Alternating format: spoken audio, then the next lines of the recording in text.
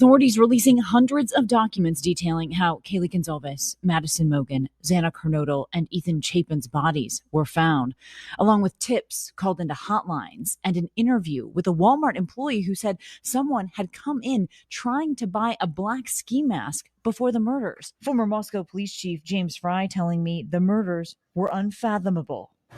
What kind of person has the ability to do something like that? Someone who is cold, filled with rage, angry, very angry. When he was given a chance to speak, he responded. I respectfully decline. The judge calling him a coward. I view the time has now come to end Mr. Kohlberger's 15 minutes of fame. Today, we are talking Bryan Kohlberger. If you're not familiar with the initials BK, and from here on out, we are going to call him BK because he gets no fame over here on this channel. He is the murderer. When you think about the Idaho killings, the Idaho murders of the young college students, BK, Bryan Kohlberger, is the one that did it. And I've been wanting to cover this case for quite some time, so we are here to talk about it. There's been so much speculation in this case because this coward has refused to talk. How do we, you know what, Idaho prosecutors, how in the hell was he able to work out a deal that he did not have to face the death penalty? And not only did he have to face, not only did he not have to face the death penalty, this mofo didn't even have to speak or give the family closure as to why, who was his main target, how long he stalked these students, okay? Nothing. He worked out a deal that his life was spared, and he didn't even offer y'all any reason as to why, how, none of that. How does this happen in 2025? How does this happen in 2025? And the fact that the prosecutors did not hold his freaking feet to the fire like they should have, it's left all of us, many of us, to wonder why. So there's so many different theories out there. But one thing I can say, and that I'm happy about, thank you to the Moscow Police Department, because as soon as the sentence was handed down, they released the gag order and sealed documents. So I am going to go through these documents with you, and there's going to be a part 1, part 2, part 3, part 4, part 5, so on and so forth. This man, those girls fought for their lives, y'all. This is one of the most heinous cases I think I've heard about to date. He knew exactly where to go in that house. It was a 3-story home, and it's being said that he stalked these young adults. He stalked these kids for months. His metadata puts him in front of their home late at night, y'all, between the hours of 2 a.m. and 4 a.m. for months, stalking and stalking and stalking and stalking. The girls even talked about, Maddie talked about, I do believe it was Maddie who talked about a man watching her. Her dog would run into the woods and stand completely still, barking at first, but as time went on, the dog stopped barking. It's believed that Kohlberger may have gotten the dog used to him by going to the home when the kids were not there. And one time the door was wide open when they returned home from an outing. Okay? So that could be the reason why the dog did not bark when he entered the premises to take their lives on November 16th. Was it November 16th? No, it was November 13th. I'm sorry, November 13th. Let me get my date straight. Hold on. Sorry about that. I think it was November. Y'all, hold on. Give me 1 second. Pardon me. It was November 13th. Okay. But prior to that, this freak, this weirdo stalked them. And I can say for a fact, according to the medical reports, reflective of the struggle that occurred, Xana fought for her life. Xana went toe to toe with his ass. Okay. Xana put up a fight and had over 50 stab wounds. 50. Maddie, was it Maddie? No, it was Kaylee. Give me 1 second. Kaylee had over 20 stab wounds. And according to the medical reports, he disfigured her face. We're going to talk about it. I just want to give a trigger warning for those of you that are not used to hearing crime details and following crime stories. This is so, but we're going to talk about it, y'all. We're going to talk about it. So if you're sensitive, let me give you time to go ahead and log off. All right. For those of you that's new to the channel, welcome to the palace. I am Queen Sheba. I cover a variety of hot topics specific to reality television. But most importantly, I hone in on the psychological and the behavioral traits of the Black experience. Subscribe now. And I am going to start with one of the initial reports, okay? One of the initial reports, and then we'll get into the theories and things, a little bit of that a little bit later. Give me 1 second. All right, and please pardon me in advance if some of this seems repetitive, but there's different police reports, so each officer on the scene had to write up their police report. But let's start with the first police report that I have in hand, and this one is from, hold on. This one is from Mitch Nunes. It's dated November 13th, 2022, approximately 6:48 p.m. The initial response / interviews / search warrant application patio entry log. All right. Additional responding officers are Gunderson, Snyder, Warner. Narrative. On November 13th, 2022, at approximately 11:56 hours, that's 11:56 a.m., I responded to an unconscious subject at 1122 King Road in Moscow, Idaho. Upon my arrival, I found a large gathering of people in the parking lot immediately north of the 1122 King Road residence. 1122 King Road is a white 3-story single-family residence with multiple bedrooms. The 1122 designation is located directly above the front door facing north. I was directed to a bedroom on the second floor. Hold on. And they marked out the name. Give me 1 second. Right now, I do not recall the kid's name. That it was a male, because there were 2 kids who survived. Okay, they were in the home during the time that the murders occurred. One of the young ladies, her name is Bethany. No, it wasn't Bethany. It was Dylan. Dylan Mortison actually came into contact with Bryan Kohlberger as he was on his way out. And according to her, she thought she heard some noise, right? And she heard some noise. She opened the door the first time, didn't see anything. And she said it sounded like some banging, something going on. But she thought maybe it was a little bit of rough play of Maddie playing with her dog. Then she opened the door a second time because she thought she heard something, and she thought she heard somebody said, "Don't worry, I'll take care of you." And then the third time she opened the door, she said she actually saw a man dressed in all black. He had a mask on, concealing his mouth, his nose, but she could see that he had bushy eyebrows. He was dressed in all black, and she just froze up, looked at him. He looked at her, and she froze, okay? She closed her door. She panicked. She sent text messages to her roommate. And I'm not even sure if I should get into that right now or come back to that later. And saying, "Hey, listen, I just saw somebody. I'm completely freaked out. There's somebody in the house." And the other roommate, whose name is Bethany. Bethany was like, "Really? Oh my God, that's crazy. Come to my room, run to my room." People have a strong reaction to that. And we're going to talk about that in a different video. But I just wanted to give you a little bit of that information as a sidebar, and then bring you back in that the police were called by a friend of one of the survivors, right? They called the friend to say something's horribly wrong here. They did not go to the rooms to check. The friend came over, which was a male. He brought a female, another young lady with him. He went in and immediately closed the door, shielded the girls from what he saw, and said, "Call 911 immediately and tell them there's an unresponsive person that they're unconscious. Okay. That's when the call came in. This is the police report I'm giving. And the police stated, Mitch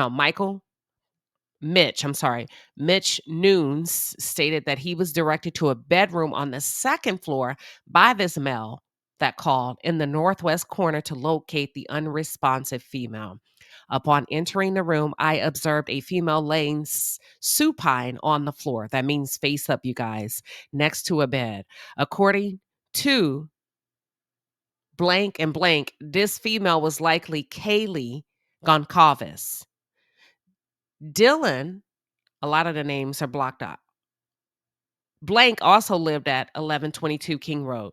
I observed dry blood surrounding Kaylee's body and signs of cutting trauma to her face. Kaylee was covered in so much blood, I wasn't able to immediately discern where any additional injuries would have likely been. Kaylee was apparently deceased due to her pale skin color, rigid body tone, and apparent blood loss. On the bed in the same room I observed Kaylee, I observed a male laying supine on the bed. I wonder if he means Xana. I wonder if he got Xana and Kaylee confused, but I'm just going to read it. According to blank, the male was likely Ethan J. Chapin. Blank said Ethan was commonly at the residence. I observed blood covering portions of Ethan's legs, surrounding his body into the bed sheets, and drops of blood on the wall near Ethan's head. As I backed out of this room, Blank showed me a kitchen knife and said he had it in his possession. I told Blank to leave the knife and go back down the stairs to the front entrance. So Blank, the guy who's the person that called the police, the young man that called the police, his name starts with an H. I'll find it. Officer Warner and I moved to visually clear the residence for any suspects or additional victims. On the third floor, Officer Warner and I found two additional apparently deceased females, both lying supine in a bed. This bedroom was on the southwest corner of the third floor. According to blank, these two females were likely Xana Kernodle and Madison Mogen. Why would Kaylee be in a room with Ethan? But we'll get to that. But they're just guessing at this point, right? Okay, at this point, they're assuming based on the person that called the police. One female showed an apparent traumatic injury to her face due to the basic facial structure being unrecognizable. That's Kaylee.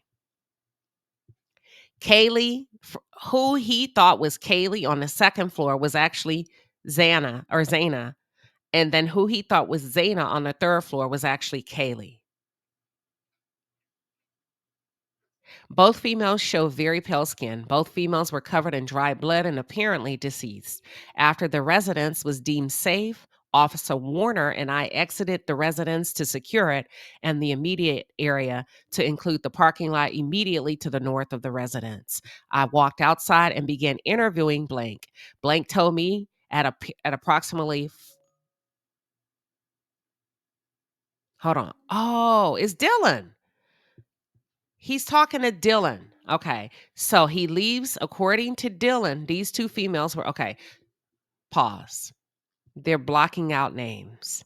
It's a big block. As I'm getting more into detail, I'm recognizing that he's talking to both Dylan and the young man that Dylan called to come over to look at the rooms because she was not receiving a response from her roommates, although she continued to text them throughout the night and call them in the morning. There was no response. She did not go to the room. She called over a friend. So there's two people that the police are talking to in this police report. Y'all follow?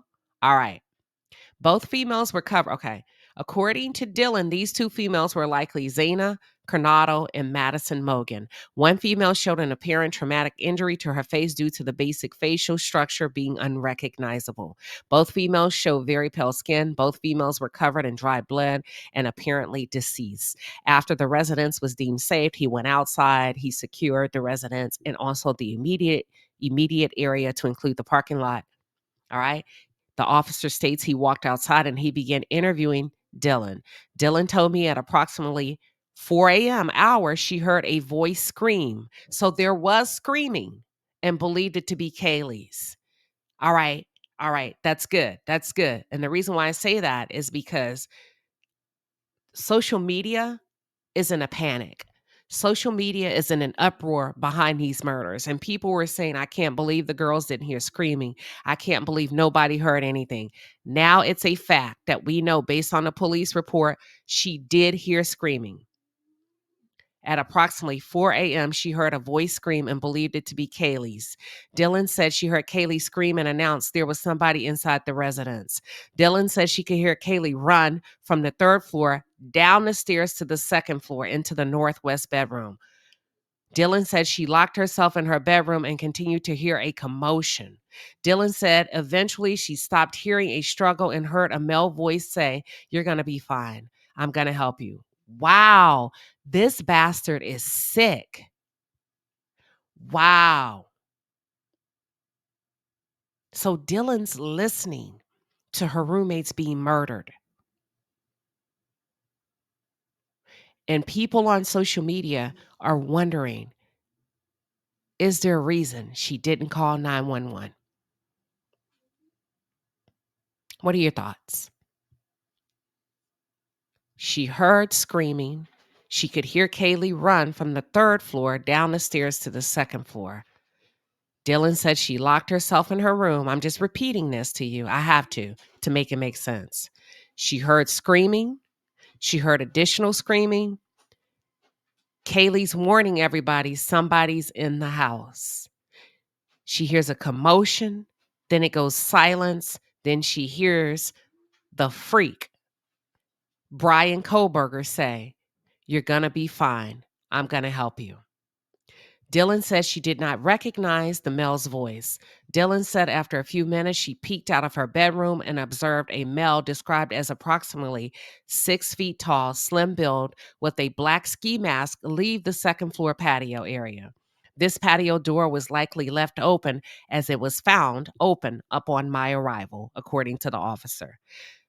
The officer then goes on to include in his report, I interviewed an additional roommate, Bethany Funk. Bethany told me she was at the residence during the commotion. Bethany said she was on the 2nd floor in the living room watching Vampire Diaries with Dylan and an unidentified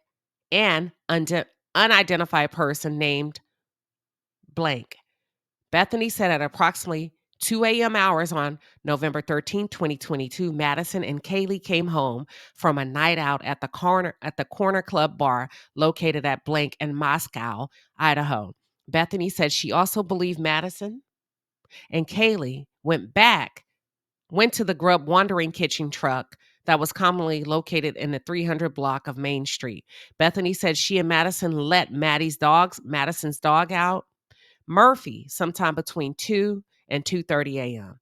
Bethany said during this time she observed no suspicious activity. Bethany said she returned inside while Madison was still outside with Murphy. Bethany said she went to bed around 2:30 hours. Bethany said Madison came into her bedroom sometime after 2:30 to ask if she knew where Murphy was. Wow. Let me pause. Wait a minute. So she's outside with Madison. They went outside. Let me think. I'm just thinking out loud. So the girls come in. Kaylee and Madison have been out partying. And they had the same routine. They went to the Corner Club bar, and then they probably went to the kitchen truck, a food truck, right? Came home between the hours of 2 and 2:30. No, they came home. Let me go back. Yeah, about 2 a.m. They came home. Madison goes out. I'm just thinking out loud. Outside with Bethany to let her dog out. About 2:30, Madison comes into Bethany's room to say, "Hey, where's my dog?" Bethany said she told Madison, "No, I haven't seen the dog," and Madison left. Bethany said she woke up in her bedroom, which is located on the 1st floor, to a sound she described as a firecracker and a flash. Bethany said she initially thought the sound was a prank. A firecracker and a flash. I would think a gun, but I don't know. I don't think the medical reports include anything such as a gun being used. So let me think out loud, y'all. Give me 1 second. Okay, so Madison's dog goes missing. Okay. Madison goes to bed. I wonder if she found the dog. Bethany wakes up in her bed on the first floor because she hears what she thinks is a firecracker and she sees a flash. According to Bethany's phone log, she showed me, Bethany called Xana at 4:21 a.m., Ethan at 4:22, Madison at 4:22, Madison again at 4:30, then Kaylee at 4:31. Bethany said she never received an answer on each phone call. Bethany said she went back to sleep and woke up around 11:56 when 911 was called. So Bethany was still asleep, sounds like, when the police arrived. And listen, that's normal for young people that are in college who go out drinking the night before. Let's continue. Initially, I was told Kaylee was likely located on the second floor bedroom with Ethan. This is the officer. After comparing Dylan's initial statement with other investigations officers' observations, it appeared to actually be Xana that was located on the floor of the bedroom that Kaylee was on. Hold on. It appeared to actually be Xana that was located on the floor of that bedroom. And Kaylee was one of the other females located in the third floor room. Okay. Let me pause. Hold on, y'all. Give me 1 second. All right. So here's the deal. I want to make sure I'm clear. Kaylee was on the third floor with Madison. Kaylee actually spent the night and had moved out, according to just buzz on social media. So she was in the bed with Madison. Xana was on the second floor. Initially, the police got their identities mixed up based on the roommate's assessment. And the roommate said, okay, if somebody's on the third floor, it would most likely be Xana. But that wasn't where those girls were found or where they were the previous night, okay? Let me continue. Okay, hold on. All right, we got that straightened out. I also observed the following vehicles in the gravel parking lot that was immediately north of the 1122 building. There was a silver 2015 Land Rover with the Washington license plate, registered to, blah, blah, blah. I'm not going to get too much into that. There was a Honda Civic. There was a Chevrolet Cruze. There was a Jeep Wrangler. There was a Ford Explorer, okay? And he quotes the license plates, the states, and who the vehicles were registered to. And I'm pretty sure most of the vehicles were registered to the parents of the children. I was originally assigned to identify all of the people in the area. However, I was reassigned by Sergeant Gunderson to begin the search warrant application process. I provided the above information in the search warrant application. At approximately 4:28 p.m., I returned to 1122 King Road to assist with securing the southwest patio entrance. I took responsibility from Officer Warner in documenting who entered and exited the residence. I provided this documentation on a notepad and maintained the log until I was relieved by Officer Morris at approximately 5:50 p.m. The following information is in the rear patio entry log from 3:17 until 9:15. Okay, so he's just kind of jotting down and keeping note of who's coming in and who's leaving, okay? At the end, he signs off and he certifies and or declares under penalty of perjury pursuant to the law of the state of Idaho that the foregoing is true and correct. Now, let's get into the text messages. Text messages were released, and one of the text messages show the housemates panicked during the Idaho student's murder, and she says, "I'm freaking out." Let's talk about it. The text messages and phone calls show the fear of 2 University of Idaho students. Let me quote my source. Right now, I'm jumping from the police documents and I am going to BBC news outlet, okay? According to BBC, text messages and phone calls show the fear of 2 University of Idaho students as someone broke into their home. Now we know what we did not know when BBC released this statement, because this statement was released by BBC earlier in the year of March 2025. At this point, the case was under a gag order, and none of us knew that Dylan actually heard the murders as they were taking place in real time. So after she hears this, and after she sees this freak, this killer, this perpetrator, she sends a text to Bethany stating, "I'm freaking out." The text messages were sent nearly 8 hours before the roommates called the authorities to report one of their roommates unconscious at their home. I didn't have this information a few days ago, and I was on social media windmilling because I'm like, come on, y'all. They're kids. Dylan is actually was underage when this occurred, and she was drinking. Now, some of you are going to say, it doesn't matter. That's no excuse. She should have called 911. I mean, I can say that sitting at home, safe in my home, but there is such a thing as fight, flight, or freeze. And I know it probably will never make sense to anyone why she didn't call. It probably doesn't make sense to her. But the fact of the matter is, she didn't. Here's where we are today. And it's not her fault, right?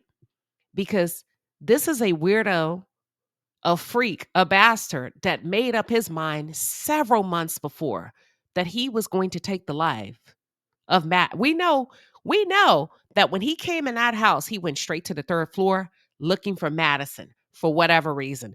Didn't expect Kaylee to be in the bed with Madison.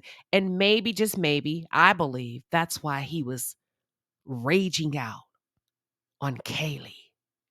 Because Kaylee screwed up his plan. Kaylee was a surprise. He went ham on Kaylee. Madison and Ethan didn't have as much traumatic attacks as Xana and Kaylee. So for whatever reason, Dylan did not call 911. After hearing Kaylee scream, after hearing everything, I don't know. And maybe, I don't know. I don't even want to make up anything. Okay. Yeah, there was a slew of texts. So the fatal stabbing. Okay, so let's get to the text. There are 2 roommates identified in court filings as DM, that's Dylan, and Bethany Funk. They are presumed to be Dylan Mortison. They have DM and BF. Okay, I got it right. Who lived in the house and survived the attack. Newly released communications between the two offer some insight into what happened during the hours when police believe the murders occurred and in the aftermath. Dylan texted Bethany between 4:22 and 4:24 a.m. and she says, "No one is answering. I'm really confused right now." Dylan sends Kaylee a text and she says, "What's going on?" Then she sends Bethany a text. She says, "I'm freaking out." In the messages to Bethany, Dylan references someone in like a ski mask almost, that quote unquote, like a ski mask almost is in the house. Bethany replies, "STFU." That's like, what? Shut the fuck up. Dylan responds, "I'm not kidding." And wrote again, "I'm so freaked out." Bethany says, "Come to my room. Run." Prosecutors, hold on, give me 1 second. This is a bit confusing. You know what? I'm not sure. I haven't gotten deep into the documents, but I'm wondering if Dylan went to Bethany's room or if she stayed in her room. That's the first thing. Hold on. I'm just thinking. My mind is just racing. So also, documents reveal that we said that some victims were unrecognizable because they fought back in an intense struggle. And here's the thing that we can probably assume: he did not expect to put up a fight. He underestimated those kids. He underestimated those girls, and they fought. And many speculate that that's probably the reason he didn't attack Dylan when she opened that door and he walked right past her and went out that patio door. They're believing that Xana and Kaylee put up such a fight that they wore him out and he was tired. And in one of the police documents, the way the footprint was positioned, a bloody footprint, they believe he may have had to have sat down in one of the bedrooms to catch his breath because he was so exhausted from murdering 4 people who did not go out without a fight, okay? Yeah, and this coward had the nerve to decline to say a word about his crimes, y'all. Declined to even give or say I'm sorry to the families, but had enough energy and confidence to work out a deal for his own behind, okay? So, according to ABC News, because I'm jumping between the police documents and also different online articles, there was an intense struggle. There was an intense struggle in that home that night. And I think I would like to know more about, from a professional, why someone would not call the police for 8 hours. Yeah. According to the documents, and the police documents reveal the horrifying extent of the crimes and an unnerving sighting by one of the victims' surviving roommates in the days leading up to the killings. They also indicate that at least one of the victims fought back intensely. Okay. The kitchen door was open when the police arrived. Okay. That house was left as is with the 2 roommates who survived. So they never closed the door. They locked themselves away in their room. And I'm still curious if Dylan went to Bethany's bedroom. Blood was smeared on the walls and the floors, coating the 4 college students' belongings and pooling by their bodies. So there was blood pools by their bodies, which were in different areas of the house, according to police reports. Some of the victims who were stabbed multiple times were covered in so much blood that the police officers that responded to the call, they were not able to even sort out the additional injuries there may be. We do know with Kaylee, there was asphyxiation and also blunt force trauma. Kaylee was fighting. Okay? He tried to smother her and or strangle her, suffocate her. And when that didn't work, he used a different weapon. And that shows in the autopsy with the blunt force trauma. Their faces were so badly damaged as to be unrecognizable, according to the police. This bastard hates women. And when we see an individual, a monster like this, is this symbolic of them hating their moms? Was he really mad at mommy? Or is this a combination of being mad at mommy and being rejected, or what he would consider being rejected by beautiful girls, to the point that he would want to damage their faces so that they can be unrecognizable? Kernodle had defensive wounds on her hands. The police report said it was obvious an intense struggle had occurred. On the 3rd floor, Kaylee and Madison lay together in a bed under a pink blanket that was covered in blood. There was a large pool of blood near Kaylee's midsection and blood spatters on the wall. Madison appeared to be laying up against Kaylee. Madison had what appeared to be wounds to her forearm and hands. Madison had a gash under her right eye, which appeared to go from the corner of her eye to her nose. Yeah, he was really trying to disfigure these beautiful, beautiful young ladies. Kaylee was unrecognizable as her facial structure was extremely damaged, a report said. According to the coroner's report, Ethan Chapin, I said that his fatal injury was from a stab wound under his left clavicle, which severed his subclavian vein and subclavian artery, and also his jugular vein was severed. Kernodle's fatal injuries were stab wounds to her lung and heart. She had over 50 stab wounds, y'all, mostly defensive, according to a report. Both Mogen and Goncalves were stabbed in the lung and liver. Goncalves also had 2 brain bleeds and a stab behind her clavicle, which cut the vein and artery. She had over 20 stab wounds as well as injuries connected with asphyxiation and blunt force trauma. And even in the courtroom with the victim impact statements, her sister looked at him and said, "What did you use on Kaylee? What did you use?" The coroner determined that the murder weapon was not serrated, but it was single edged and very sharp, and that a lot of force was used. I have no idea what it could have been. She would later also determine that the shape and size of the Kabar knife Kohberger purchased on Amazon was consistent as being the weapon, which could have caused the injuries on all 4 of the victims. Wow.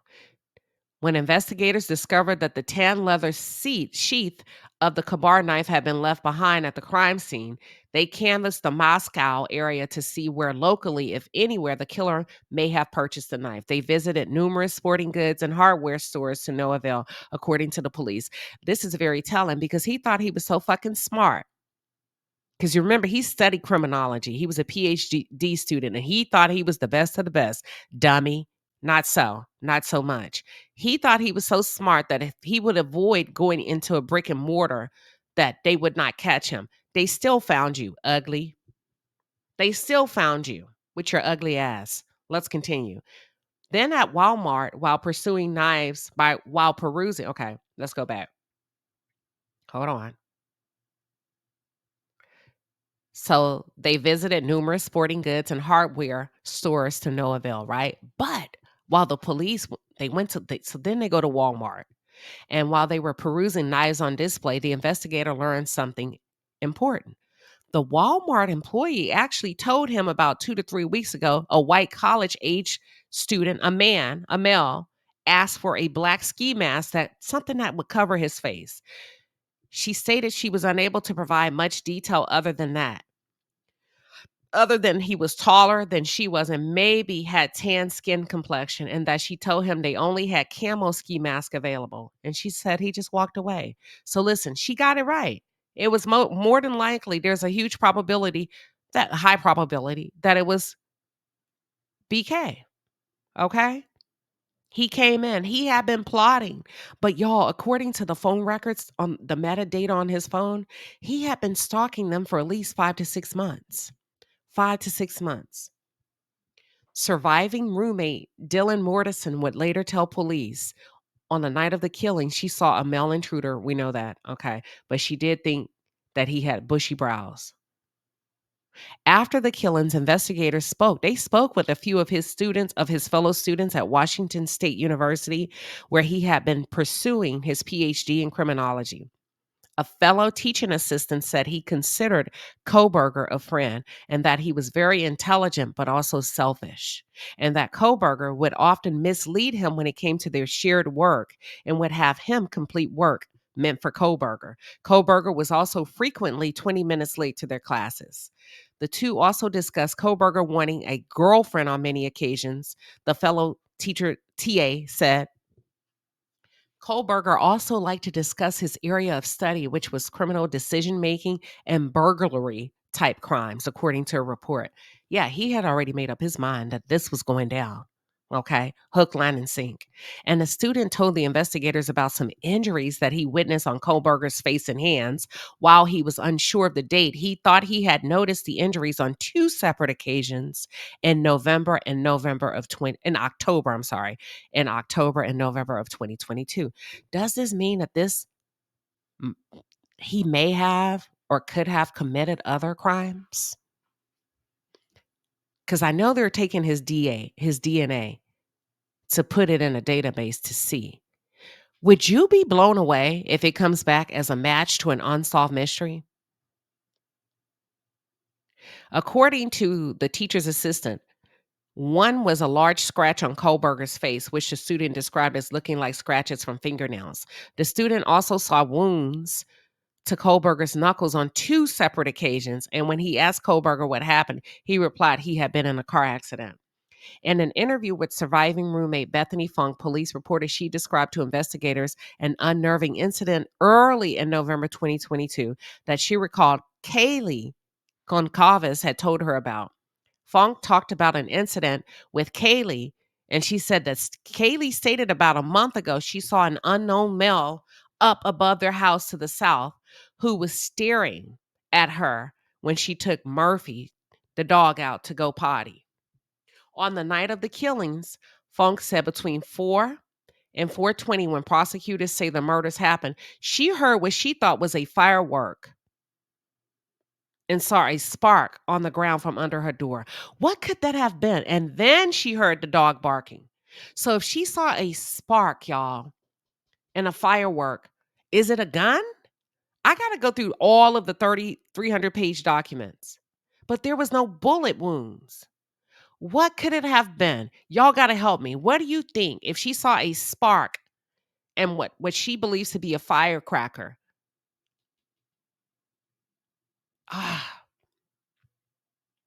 When Bryan Kohlberger was arrested on December 30th, 2022, he repeatedly probed investigators, asking why he was in custody and what they wanted to know from him, according to a police report. At the same time, he acted as though he only had peripheral knowledge of the quadruple homicide that had occurred in Moscow, in Idaho, the month prior, according to the report. Kohlberger was brought to the Pennsylvania State Police barracks and put in an interview room and made small talk with police, telling one detective that he looked familiar and looked like someone he used to know. Oh, really? Did you kill him too? Kohlberger said he understood why we were engaging in small talk, but would appreciate it if we explained to him what he was doing there. The detective, whose face he noticed, asked why he thought we were there, to which Kohlberger responded he wanted the detective to tell him. The detective said, "We're there because of what occurred in Moscow," but did not provide any further detail, a police report said. The detective then asked Kohlberger if he watched the news, to which Kohlberger responded, "I watched the news." The detective said they were there because of what happened in November just off the University of Idaho campus, and asked if Kohlberger knew what that was. Kohlberger replied, "Of course," elaborating when prompted that, quote unquote, "it was the incident we have been investigating for how long has it been?" He said he was aware of a homicide because of a Washington State University alert he received, he said he wasn't certain when he had gotten that alert. They got his ass. When asked about the detective if Kohlberger wanted to talk about that, Kohlberger replied, "Well, I think I would need a lawyer." Kohlberger then asked if we would explain to him what we were there for specifically, and added he was tired, the police report said. Investigators had questions and things we hope Kohlberger would help us understand, the detective explained, to help their investigation into the killings. Kohlberger sat back and said he had the utmost respect for law enforcement, but stated it was a constitutional right to speak to an attorney. The police report stated, "You fucking coward, you ugly coward. Oh, now you need a lawyer." Okay. But Kohlberger re-engaged again and asked what questions we would have for him. The detective confirmed Kohlberger understood his rights. Kohlberger asked again what specifically we wanted to talk to him about and the reason. Listen, this ugly monster really thought he was in charge. I have a constitutional right to an attorney on one hand, but then on the other hand, you really think you're about to make them tell you why you're there. No, you just asked for an attorney. So shut up, dum-dum. At other points in the chat, Kohlberger talked about his interest in criminal justice, saying he thought about being a police officer but did not want to make that commitment unless he was absolutely sure. Good. We don't need your kind on the street. When asked what led him down the road of becoming a professor, Kohlberger said it was because he loved being in college and stated knowledge was far more important to him than money. I have a funny feeling and a sneaky suspicion you love being in college because you could stalk young girls. I wonder if this man has committed more than one murder. He also told police in the room that he was raised Christian but was always a skeptic, except when confronted with the beauty of the natural world. According to the documents released Wednesday, Kohlberger would be described by fellow inmates who encountered him in jail as highly intelligent and polite, but that he had annoying habits. Kohlberger, they said, would wash his hands dozens of times each day and would spend 45 minutes to an hour in the shower. Oh, you'll never wash that blood off of you, boy. It's haunting you, is it not? I have a funny feeling that you're trying to wash the blood off of your hands. It's there for life. It's there for life. And that he would be awake almost all night and would only take a nap during the day because those demons are tearing your ass up. The freaks come out at night. Oh, yeah. I hope they're hunting you in your sleep. On one occasion, a fellow inmate said he overheard Kohlberger video chatting with his mother, which the inmate said he did for hours each day while the inmate was watching sports. The inmate watching sports says, you sucked to one of the players on the team, at which point Kohlberger immediately got up and put his face to the bars and aggressively asked if the inmates was talking about him or his mother. The inmate said this was the only time Kohlberger lost his temper.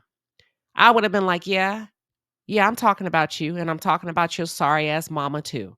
Now what?